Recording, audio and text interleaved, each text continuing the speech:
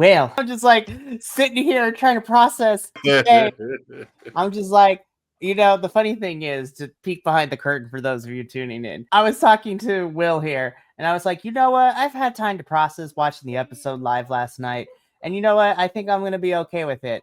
And then I had flashbacks as to everything that transpired last night, and then we started talking about it. It was like, listen, I will forever in a day. TNA, I want you to succeed. There are pretty much that roster. I want them to succeed. I don't think after last night. What I said, from what I heard, one thing we didn't talk about before we went live, sounds like someone from TNA is really succeeding right now, but we'll get into that. Oh, Lord help us. I want TNA to succeed, but after last night, I have to start questioning if TNA wants to succeed. Yeah, more or less. I'm just like, well, we have so much to talk about, but hello, everyone, and it has been a long, arduous month, but we are finally back. Takedown Troupe is here to review TNA wrestling.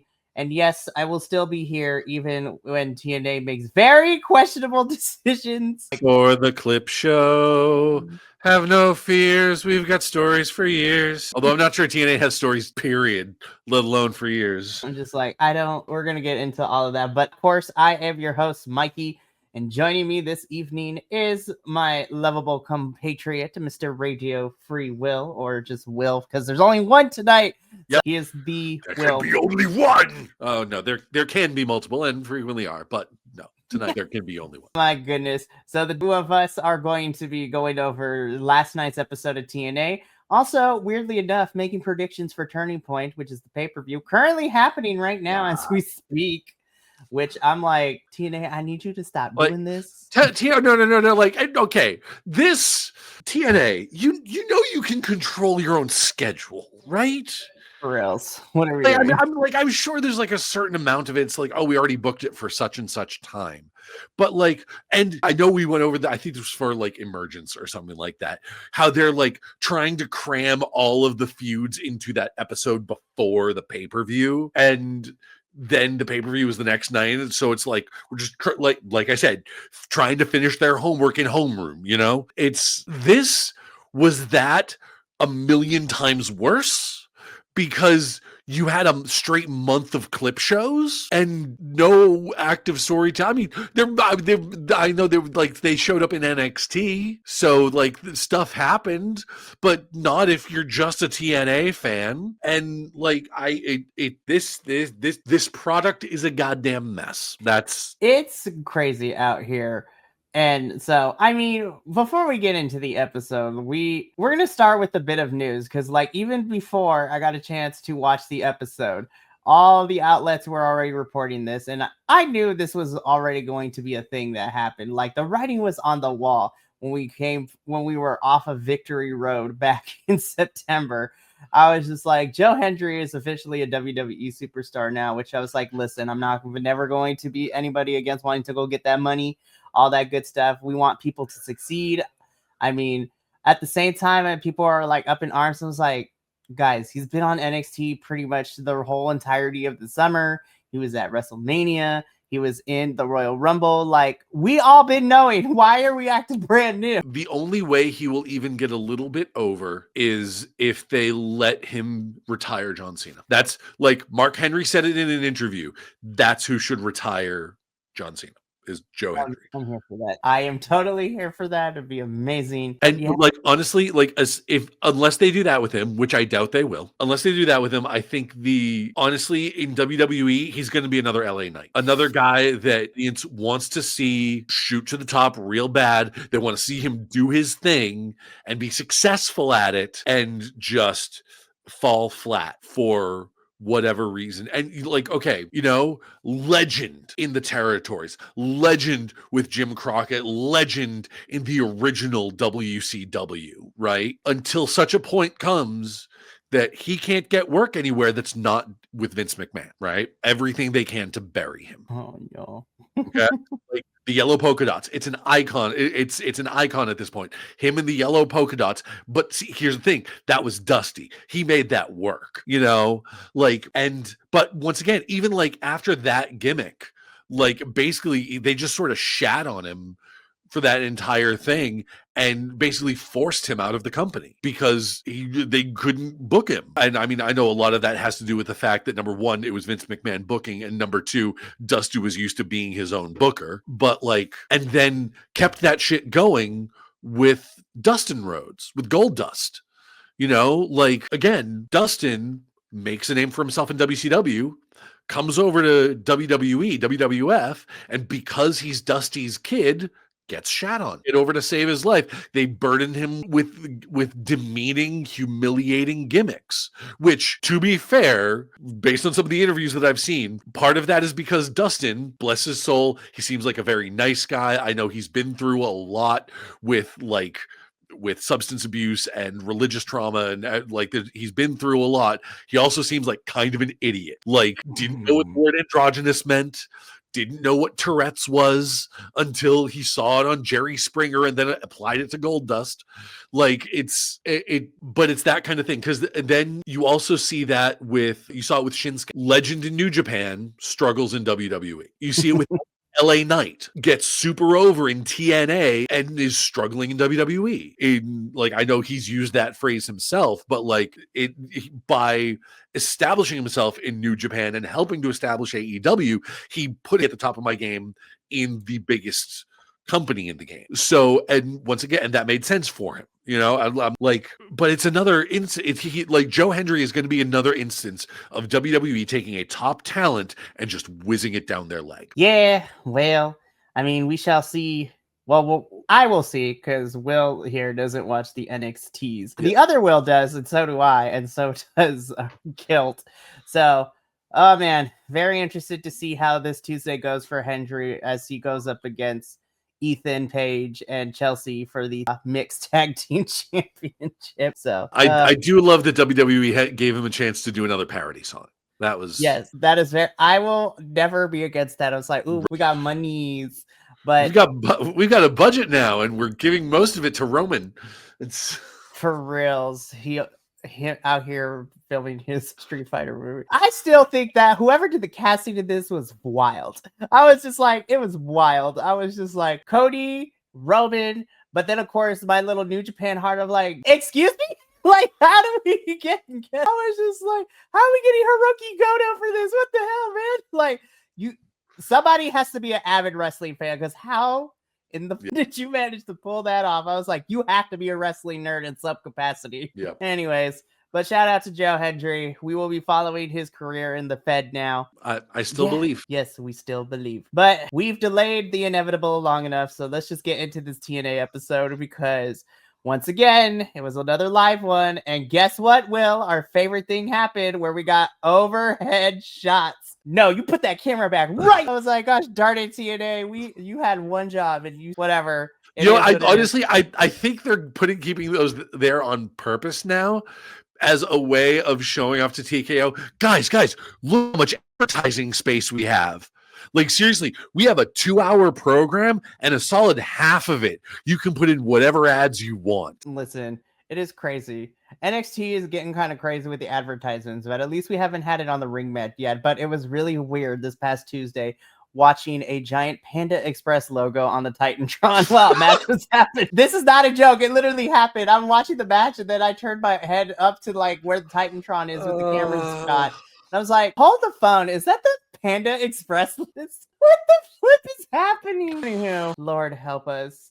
But anywho, so let's get into this TNA episode, because I say we have a lot to talk about, but we just have lots of things that I am scratching my head at. Also, we have a lot to say of the little that there is to talk about. Very, very true. There's lots of things and discussions and things like that. Yes. Okay, so let's start this off. So Mike Santana gives us the gives his victory lap, which I was just like, yes. I was like, I've missed you on my screen for almost a whole month.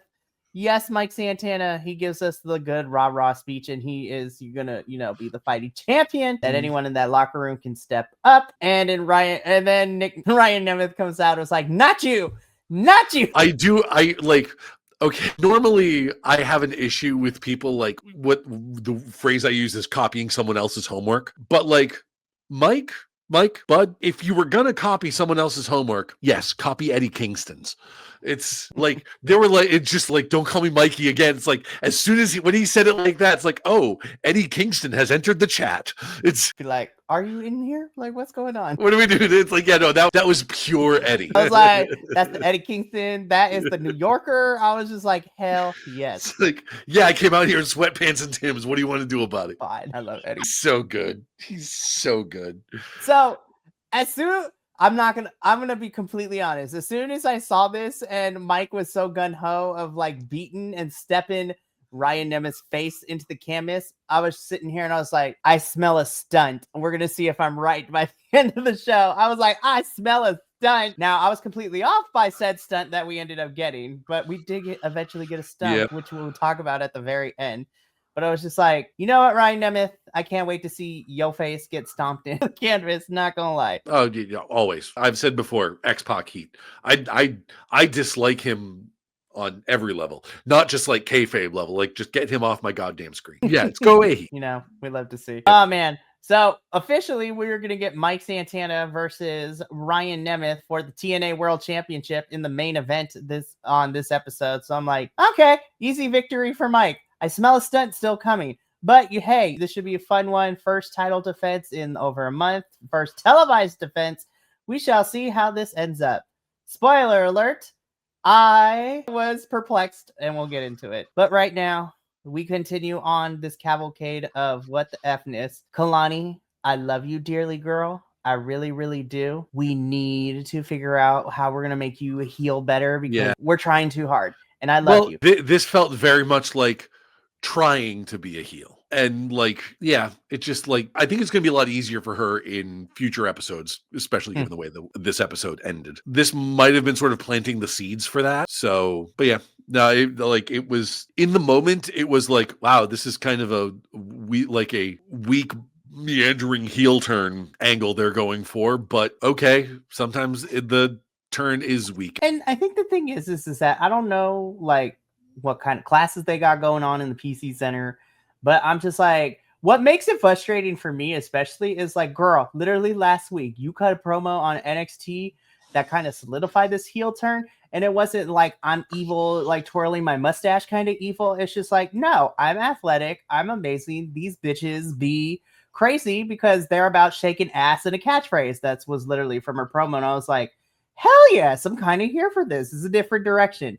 And then I saw this and I was just like, all right, back to the drawing board. I was just like, don't be this. It's like, oh, you can spell. I'm like, what the flip elementary school level bullshit is? I was like, what is happening? And I mean, so basically we've got someone over here copying Tessa Blanchard's homework. It's just sort of it's sort of that typical thing, you know. It's like basically Ash by Elegance had to retire, and now basically we've got 3 or 4 people trying to, you know, fill that slot. Lord help us. And they are not any of the other Elegance brand girls, which is wild, right, to me. So we'll get into Kalani and Heather by Elegance later on in the evening. Because I'm just like, oh, this could have been great, but it wasn't. So Kalani's got beef with Mara Sade and Zaya and Liang Li. And I'm just like, this is a whole mess, especially with what's happening tonight at Turning Point. And then, you know, we got Gold Rush, which is NXT, TNA, AAA, and Evolve in the next 2 weeks. I'm like, it's just a whole mess of trying to get people booked and things like that. So I was like, whatever, man. Kalani, we're going to talk about you a little bit later, girl. Because right now, we got to talk about, God, this was awful. So awful. Listen, I am a supporter of the community. I love Ava. You know what? I was just like, hey, you know what? You're the GM of NXT. I really enjoy you. I love that you're doing it. You know, your dad has given you the cosign, Ava. You are great. But this was weird. This had nothing of substance to it. And then all of a sudden, Ariana Grace comes out just because. So it's like, this promo could have been an email. It really could have. And again, I love Ava. Of course, I support my lesbians out here. Yes, she is a lesbian. She has a girlfriend. Oh. It is canonically known. We love her. We support her. But this was an email promo. We could have not used it on the live show. And the fact that we had to go from a quote unquote break with the overhead shot into this and then back to a break, I was like, I can't believe I'm saying this. I was like, I'd rather have them air the Penthouse segment that was exclusively on YouTube during the show than on here. Your ad here. It's so wild. Anyways, this space for rent. Be like, Ava, we have some questions for you when we get to the end of the show. Because I'm like, who let the B Squad in the house? So we'll get into that. Because I was just like, damn, even NXT didn't want to send any of their top stars over. They sent the Evolved B Squad. Asking who sent in the B Squad, you're teeing up a joke there, Mikey. Like there's a joke that like, this is TNA, it's all B Squad. Man. Anyways, I have questions for you a little bit later, Ava. So we're going to get to you, girl. So after 30 minutes of all this, we finally get into a match. Speaking of people who desperately need to heel turn, I'm just like, first and foremost, I want to start with the good. Danny Luna, you're great. I love you. Danny killed it. Yeah. Dare I say, and I'm being generous when I say this, I think this is one of Indy's better, show outs, so to speak. I think this was better. But yeah, Danny, we love you, girl. It's like because it's in the opponent, it's like it's there. She like there, there's that caliber of wrestler. Like there's the caliber of wrestler. People say like, oh, they could wrestle a broom and it would be a good match. I'm not saying Danny Luna is that caliber of wrestler, and I'm not saying Indy Hartwell's as bad as a broom. You know what I'm saying? But like, if you taper that sort of disparity a little bit, like that's where you're at. It's like this was a better match than Indy has had in her return to TNA because she was going up against Danny. Very true. So again, Danny Luna is amazing. Indy this was one of her better show outs due to the opponent she is. However, emotions got the best of her, and Indy caused a DQ with the chair. And then we get a promo afterwards where she challenges Danny Luna to a no DQ match at Turning Point. And during that whole promo, I was like, damn. I was like, Indy Hartwell's opponent is not necessarily in the ring. Her all-time enemy is Reverb. I was like, Indy Hartwell's worst nightmare, mortal enemy is the Reverb. Yep. I was like, holy hell, that audio was bad. Yep. That there was that certain level of feedback in there that honestly, when that feedback came in, I like there was a split second where I thought like, wait, who's interrupting her? Whose entrance music is that? Oh no, it's just feedback. That is actual feedback from the mic. It's like, damn, y'all want this TV deal, and you're not making any good points of why people should invest. Like I said, like Danny Luna, like this one, my hope for this no DQ match is that it's a double turn. We can turn Indy Hartwell heel, because if she's already, going for those weapons, that's, sort of point towards heeldom. And if Danny Luna can win without using them, I think that's what, that would be the way I would write this anyway. Like, he needs to turn heel. Yeah, I think it would do her better. So anyways, again, I thought this was okay. Obviously, we got a DQ from Indy. We get a no disqualification match happening at Turning Point between these two. I'm like, okay, not necessarily what I wanted, but hey, you know what? It's something. And after 4 months, I'm going to see where the rest of the night takes us. So, and then this happened. Lord help us. What? So it's, another, Cleanse is Coming promo from Eric Young. However, I have a theory about this. Tell me your theory. He kept saying, like, the Cleanse is coming, and then started saying, listen to R-Truth is coming back to TNA. Lord help us. That I'm not gonna lie, if R-Truth comes back, I think this would be kind of crazy and amazing. Eric Young and R-Truth as a heel faction. Lord, that would be. Hey, you know what? I don't have high expectations, but somehow I feel like TNA would treat Ron Killings better than Fed. Yeah. I'm just saying. Yeah. Well, he could even sort of like make good on the whole "put some respect on my name" sort of heel turn that he was going for in WWE before they said like it was basically like, oh, there's major outcry about us getting rid of Ron. Yeah, you can stick around for a bit, Ron. 3 months later. All right, that's enough. Bye, Ron. And again, now he's back to his comedy character, talking about how he needs to give his ball back to Nick Aldis, and I'm just like, oh god. Tune in Sunday to hear our feelings about this whole Last Time Is Now tournament with no brackets, because like whose line's in it anyways? It's made up and the points don't matter. Like the brackets are made up and the points and the actual winners don't matter. Oh, have they actually gone through with it? I haven't been paying attention to WWE for the past hot minute. Yeah, so because I heard they were doing the tournament thing to see who was going to retire him. But so I'm just like, Listen, I always complain, but then of course, I'm there for the experience. I'm taking my mom to her first WWE event. We're going to Survivor Series because this is in San Diego. So I was just like, listen, I have my problems with the Fed, but honestly, she wants to go because she's out here trying to support women's wrestling too. I was like, that's reason enough for me to take her. She also wants to see Penta, but I told her, I'm like, I don't know if he's going to be on this show. I'm just putting it out there. Have you guys done? Is it Glow? It's like Ladies of Wrestling, Women of Wrestling, something like that. Go ahead. I was gonna say she's become the newest entrant into the wrestling world because it started back in April because she didn't want me going by myself because she's mom. She's got to protect the babies. But she went with me to the TNA pay-per-view, and from there she has gone with me almost every event since then because then she was with me for that TNA pay-per-view in April. She was with me when we went to Dynamite 300 and Collision 100 for AEW. I took her we went to our first GCW show not too long ago too. And so now I'm taking her to Survivor Series and we're going back to GCW in February. So it's been crazy. I know Women of Wrestling is set out they're based out in LA. Yeah. An old friend of mine from, I haven't spoken to her in over a decade at this point, but I worked with her a bit back in the day. It goes by the name Delilah Doom in Women of Wrestling out there. So, and once again, it's an all femme fed. So heck yeah. Notice how we're talking. This is what we're looking at on the screen was so much more. Listen, Will, you know how I stand on this. I hate this. Yep. But you know what? If Ron Killings comes back and this is what we're going for, actually I'd be like, you know what? Color me intrigued. Still hate the concept and the idea for it, but color me intrigued. I do appreciate that he was doing this as people were entering. I was just like, okay, that's new. I was like, I'm kind of here for it. This is great. So I was just like, okay, now I'm interested. Let's see where this goes. I mean, it's a Penthouse segment. AJ Francis talking himself up, has beef with BDE because BDE eliminated AJ Francis at the Call Your Shot Gauntlet back at Bound for Glory 4 weeks ago, and we'll still never let that go.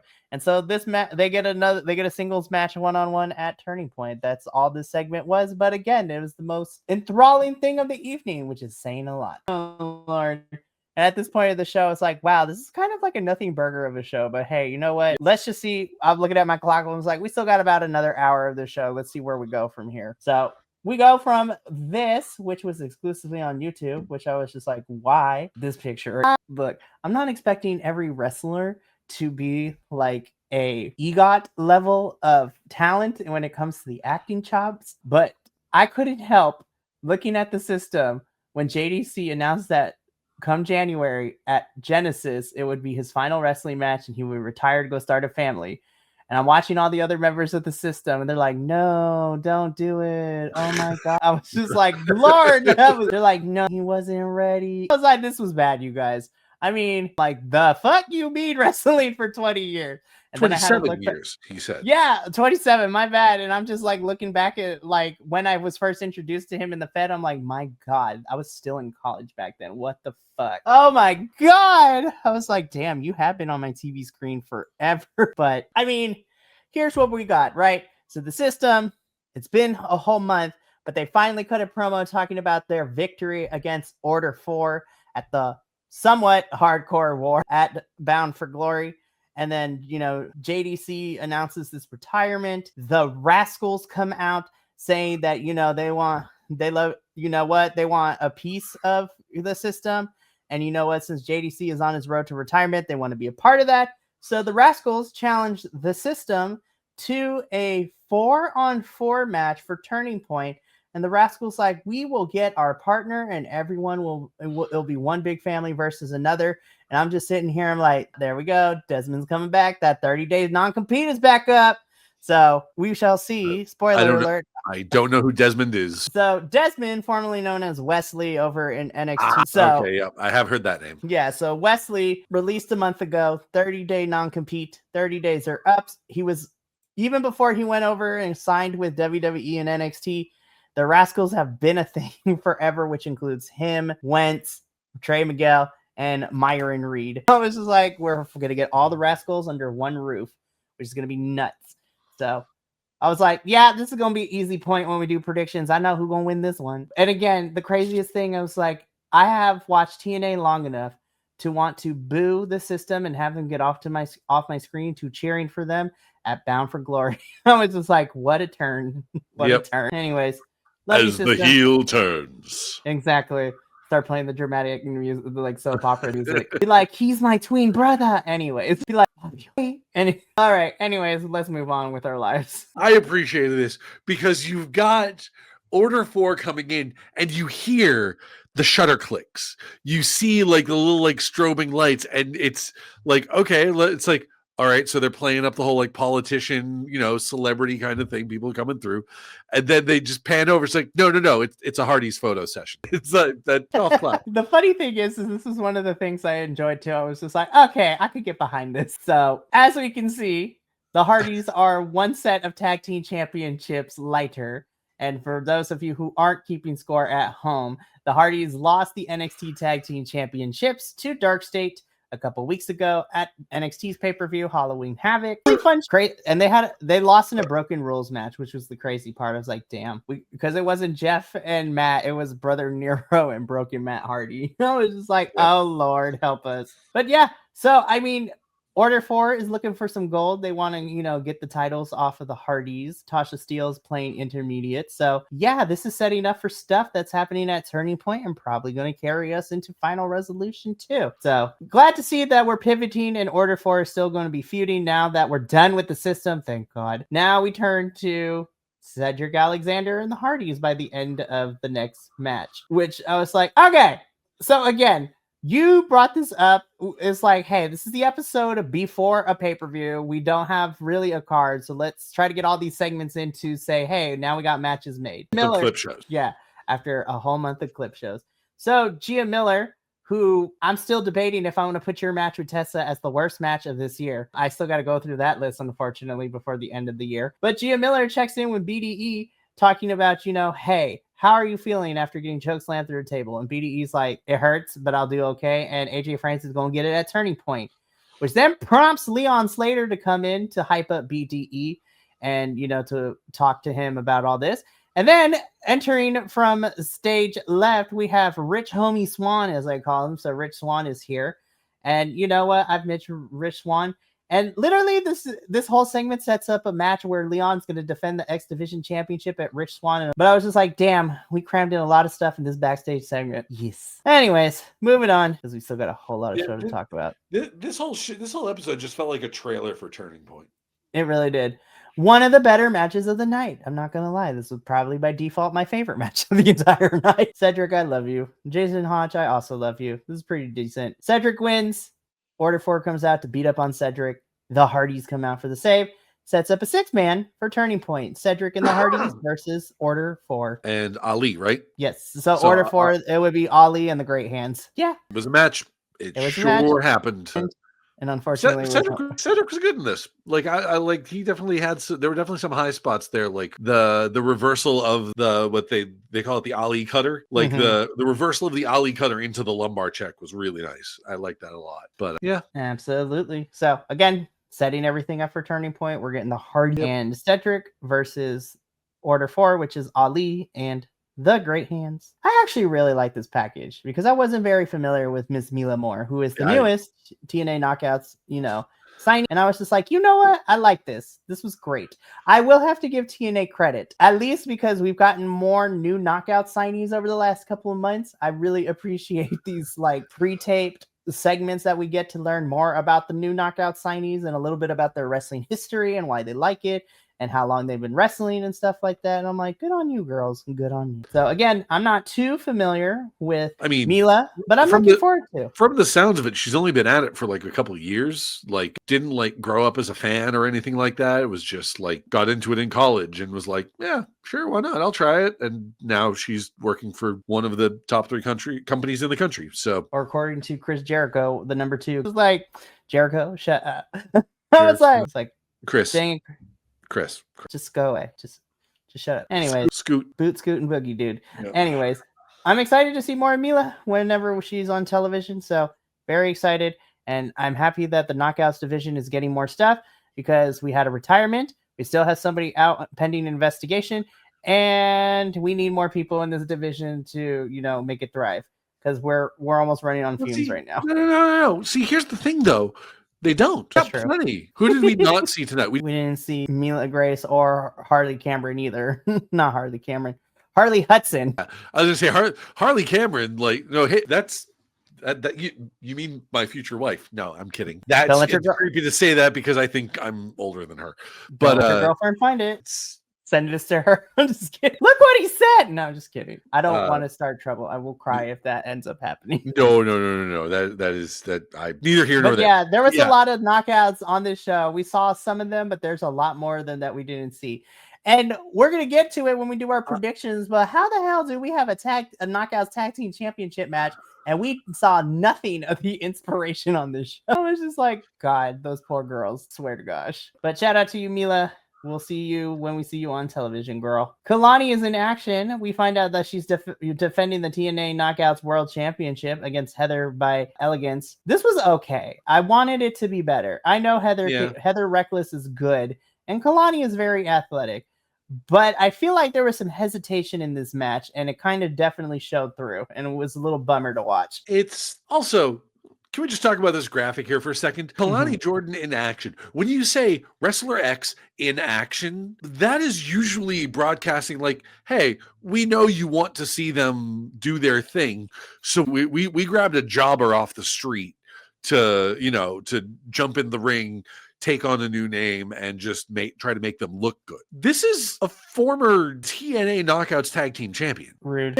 Yeah, like Kalani Jordan in action. That's telling me that, okay, the next thing we're going to see is Kalani Jordan's entrance with a quick cut over to the ring and their opponent from 3 doors down the street, Spidey McRing person. And then they just do the arms up and little dance. Yeah. Anyways, again, this was a shorter match. Kalani retains the TNA Knockouts World Championship, and I'm just like, yeah, because she's defending it in a triple threat next Tuesday in New York City against Liang Lee and NXT's Jordan Grace. What a sentence to say in this stage. I was like, all right. Anyway, still should be a fun match because I honestly think those three could probably bring something fun. But again, I watch everything, so I'll keep you updated. Speaking of Jordan Grace, she posted a great video to social media sometime this week it's like a security camera shot of her at home. It's her husband, Jonathan Grisham, walks up to her and like gives her a hug and then like awkwardly kind of like maneuvers and puts his other leg up around her waist, and she like carries him for a couple of feet, and then I'm just sitting here like, hashtag uppies for the boys. Okay, that's what it is. Uppies for the boys. Lord, I say that as a 6'3", 300-pound man. Uppies for the boys. All right, Will. So what you're saying is, when I see you in person, it's uppies. I'm just kidding. It's 5'3", so I'm not getting uppies anytime soon. I think that's very, very true. I was like, hey, you know what? I'll try. But yeah, so Kalani retains the championship. She's going to have a busy couple of weeks, including at Turning Point and at Gold Rush, which is going to be very interesting to say the least. Anyways, we got to move on with the rest of the show. Once again, the mortal enemy of everyone is Reverb. Here's the thing. I love Elijah. I really, really do. But I am to the point in wrestling. I was like, maybe we don't need to do no more concerts. I was just like, I think we're good. I think I'm okay if we don't get it. So I'm like, I'm fine. However, it does seem that we are now getting Elijah and Ali feud out of this, which I was like, hey, you know what? Sign me up. I'm here for that. It's good to see another like big name guy come back. We've had an issue of too many heels lately, and having Elijah come back puts more baby faces in the main event scene, this is needed, Exactly. So again, this was a concert. Ali comes out, attacks Elijah, and setting up things for the future, which I'm okay with. And then this is where shit hits the fan for me. I was just like, okay, so we are going to talk about this main event portion. Right? Congratulations, Mike Santana. Didn't like someone pointed out? He was like the first Puerto Rican TNA champion. He is the first Puerto Rican world champion in this company, and just like the rest of America, we couldn't even give him that. I was just like, your 30 days are up, new champion. I was like, anyways, let's walk through this, right? So we get to our main event. TNA World, I almost said TNT Championship. I was like, that's a whole different company. Yeah. But we get the TNA World Championship defended here. Mike Santana defending his title in the first ever defense of it against Ryan Nemeth. So, as predicted, Mike Santana puts boots to ass and is literally just beating up Ryan the whole entire match, right? So then Nick is coming out with the call your shot gauntlet. I'm like, ooh, okay, this could be interesting. And then insert, fill a character here in the hoodie. He comes out and attacks, Nick Nemeth backstage. And Mike Santana's like, the fuck just happened? And then this is where I threw up my hands. So I'm like, are you fucking kidding me? Like, honestly, I'm watching this going like, wait a minute, hold on. You mean to tell me that NXT, who famously films at Full Sail University in Orlando, Florida, is going to invade TNA after TNA has had many interactions with NXT when TNA is at Full Sail University in Orlando, Florida, where they frequently film NXT tapings? Shock! Let me surprise. I was like, they don't even film at Full Sail anymore. They film at the Oh, really? Performance Center. But even still, yeah, they haven't. They were just at Full Sail like a couple of weeks ago for Homecoming. okay. But yeah, they've been filming at the Performance Center. But the whole point being, I was just like, I'm looking at all these individuals. I was like, so the people who should have actually had beef with TNA, I don't know, Trick, Ricky, the people that were involved in that TNA versus NXT showdown show we got in October, obviously couldn't be bothered to be here. So not only did we the B squad of Evolve, the developmental program / TV show free on Tubi every Wednesday. Check out my report cards for those. Shameless plug. But I was just like, you got the whole B squad of Charlie Dempsey, Stax, High Rise, Brooks Jensen, fucking Robert Stone. And I'm just like, you have a serious problem when the most recognizable person here is King, Brian Pillman. I was like, how'd you let the B squad? And then Robert Stone taking off his fucking shirt and then hitting people with chairs. I was just like, oh my God. And this is where I was like, oh my God, I was right. This is a stunt.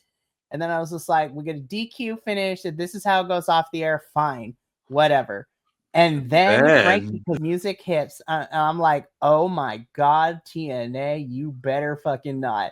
Because I swear to all the wrestling gods on the planet, you cannot be this fucking stupid. Did we not learn from when we did this with Joe Hendry earlier this year? And I was just like, you made Joe Hendry wait longer than he should have to become world champion. And the match is made, and by the end of this, I was just like, God, no. And then this happened, and I was just like, hang on, hold up, one sec. All right. We are thrilled to invite you to dive into the world of wrestling with us at BC WrestlePod. Your opinions and insights are what make our wrestling community vibrant and diverse. Whether you are a longtime fan or new to the scene, your perspective is value. When sharing your thoughts, please remember to keep it respectful. I'm putting this up there for our own safety, not for people who might be chiming in, because I'm going to start off positive, right? Frankie Kazarian, as much as your character annoys the hell out of me, I never have to question your work because you are fantastic. You were at the GCW show that I was at, and you put on a hell of a match against Jordan Oliver. Fantastic stuff. You are now a Grand Slam champion, which has only been held by 5 other men across TNA's history. I'm very proud of you, and I love that for you. And I think you're a fantastic wrestler. God damn it, TNA. Oh my God. Dude, Will, I have to coherently try to use my words instead of just making onomatopoeias, sound effects up in here, right? The term that TNA has yet to shake after all this time is LOL TNA, because they make some fucking weird ass decisions booking wise. And for what? And why is TNA? Honestly, those are my 3 questions. I'm like, why, for what, and honestly? Oh God, Will, oh man. I don't even know if mad was the right way to describe how I felt last night. I think I was in disbelief. I was depressed. I was angry. I was like literally you went through every stage of grief, like 10 times fold. Like I went through it so fucking fast. I was just like, God damn it, TNA. God. I was just like, listen, it's already hard enough to want to have people watch this show. because of all the questionable shit you do. And then this is what you do, and you have a fucking uproar. And then when you try to work it earlier today that Mike Santana is not answering phone calls and hasn't reported to, Turning Point, and I'm just like, this is shit. Whatever the fuck you think this is going, I'm like, what kind of ECW 1990s booking bullshit is this? What the fuck was? Oh my god! All right, okay, all right, I'm back. You're good, Lord. Again, why, for what, and honestly, nothing like. Damn, TNA, you love wrestling even the slimmer of success from the the jaw. You like wrestling failure from the jaws of success. Like, that's supposed to be the other way around. It's why are we doing this to Mike Santana? Did he do something he wasn't supposed to? And then, just to add insult to injury, this Mike Santana, like the day before, is like, hey guys, I'm 1,000 days sober. And I was just like, God, TNA, why? It just makes it worse. And like, I don't enjoy it, but it also just kind of washed over me. Like, I'm not deeply offended by it, but like, it's one of the. I think the main reason I'm not deeply offended by it is because it's like, yeah, it's TNA. Of course, they don't know how to, book anything. Like, did you guys secretly hire Vince Russo while nobody was looking? Fuck. So, Frankie Kazarian is our new TNA World Champion. So I'm just like, now he's champion entering his tag team match against Mike and Steve Macklin. So I was just like, okay, well, that was the way to end TNA. And I was just like, Lord help me. And that is how this Thursday's episode went. Damn, that was a show. That was the thing that happened. Yep. And the TNA invasion continues. Lord help us. That's the new bloodline. Yeah, they're still invading. I'm just like, but why though? What? I don't understand. Why are we doing this? Ugh. Anyways. Alrighty. Well, we still got one thing to do, which at this point, I think the pay-per-view is probably over, but it doesn't matter because we still got to do it for our predictions league. Sure. So let me just send this message out to you really quick. So what we are about to do is we are going to quickly be making our predictions for Turning Point, which we will be here next Friday. Well, at least I will be. Hopefully I got somebody else, but you know what? If the boys don't want to show up, I totally understand. Hey, I would show up, except I'm going to be in Philly. No, you have a whole, yeah, you have a legit reason, and honestly, I'm happy for you. But you know what? Let's just do this. So we're going to be doing our predictions for Turning Point. There is a match, crazy enough, on the countdown, as well as, the actual show. So we're going to quickly go through everything. Honestly, when I made this form, I was like, okay, we got this. Let's see what happens. And then, everything that happened on Thursday, I was like, well, let's see how this goes. So let's get into the countdown match.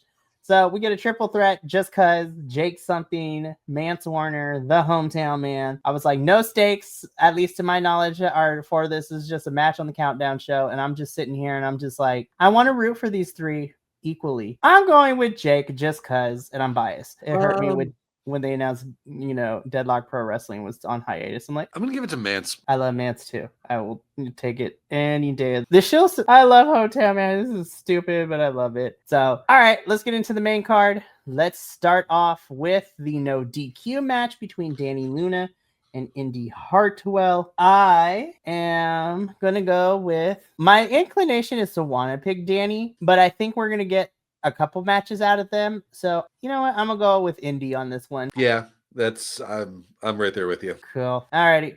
Hopefully it's fun. I want it to be a fun match. And again, Danny Luna is very, very good.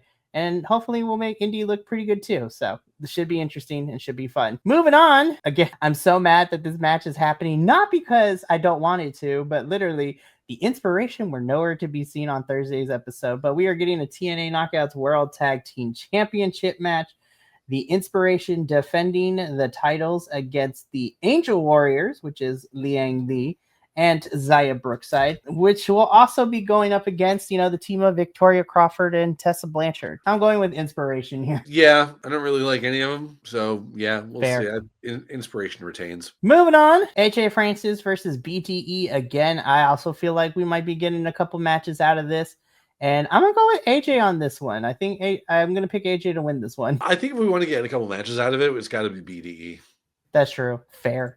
Anyways, next up, we have Cedric Alexander and the Hardys versus Ali and the Great Hand. So basically Order 4. Surprisingly, I think I'm going to go with Order 4 on this one, especially because Cedric got the win on Thursday. So I feel like Order 4 is going to win here. Yeah, I feel I think it's going to be Order 4 for this one because it'll be setting up for the Great Hands to take the tag titles from the Hardys, which they desperately need to have stripped from them. Honestly, I think the Great Hands being tag champs could be really, really fun because I like, Hotch and them. I was just like, I like them both, and it'll be fresh for the tag team division, honestly. Championship, Leon Slater versus Rich Homie Swan. This is an easy pick, Leon. Leon. This kid has the rocket strapped to him. There's no way you slow his momentum. Yep. And honestly, I'm gonna be so for real. Leon is probably my favorite champion right now. I would have said Mike Santana, but after Thursday, that's not happening right now. Yeah, right. And I'm pretty sure Leon will probably end up joining NXT if that is his choice down the line. But damn, do I love him and Javon as a tag team right now? Yeah. I was just like, God, their match at Bound for Glory was so much fun. Anywho, but yeah, easy Leon for both of us. Yep. This is also another easy one. Kalani Jordan. Versus over M by Elegance in the TNA Knockouts World Championship. Yep. Now, this is supposedly the main event of the show. And I'm just like, Nick Nemeth, who still has his shot gauntlet, and Frankie Kazarian, the new TNA World Champion, taking on International Champion Steve Macklin and Michael Santana. My hope is TNA would not beat Mike Santana further down than he had already was last night. But my personal hope is that, I hope, here's the thing. I hope Nick Nemeth and Frankie Kazarian win, but then as they win, Nick cashes in his collar shot. That would be amazing. Anyways, that would be great. I'm picking Macklin and Mike Santana because TNA is dumb, but I don't think they would be this stupid to beat him down further. But then again, we'll see what happens when I watch the pay-per-view tomorrow morning. But that's going to be it. Those are our predictions locked in for Turning Point.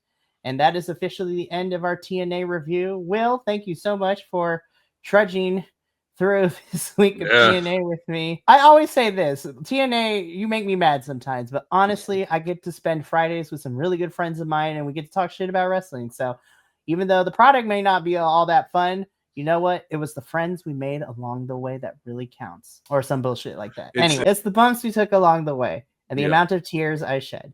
But that is a whole nother podcast. But that's going to be it for us here tonight at Takedown Troupe. Thank you so much for tuning in. We do have one more review later this weekend to wrap up our week, which is the, WWE review, where Raw was pretty good and SmackDown the jury is still out on that because I got to watch it and then figure out how I feel about that one. And then, it's crazy that we're almost at the end of November where all the pay-per-views are happening. It's crazy. So, to look forward to all the things that are happening this upcoming week. So we got the WWE review on Sunday.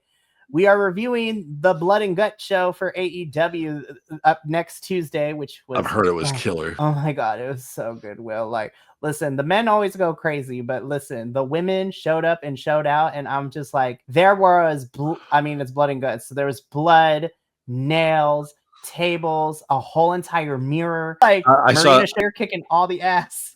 I saw a great meme that said the true survivor of the women's Blood and Guts match, and it's Harley Cameron's puppet lying on the ground with its arm up in the air. Listen, Minnie Monet went ham. The women showed out. Hobbs and Hangman had a really fun match. The men was also crazy. I'm like, of course, Darby Allin out here doing fucking crazy shit. He got thrown through a table on fire. Gabe Kidd is a psychopath. Pac looks like Mighty Mouse because of his big old ears and how jacked he is. And Kyle O'Reilly, my MVP, which was something I never thought I would say in 2025.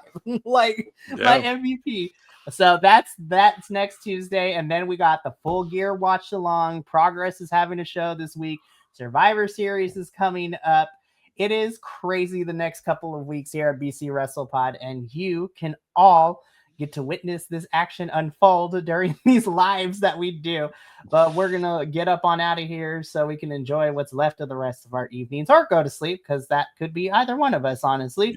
But until next time, remember, take care of yourself, love one another, stay Bi-Conic, and more importantly than anything, you always deserve to finish your story. We will catch you later, but until then, and until next time, peace. Thank you so much for tuning in to another Vibe Tribe production. What's going to happen next time? Well, you're gonna have to tune in to find out. But until then, remember, take care of yourself, love one another, and as always, make sure that you keep the good times rolling. Thank you for being here, and we'll see you next time.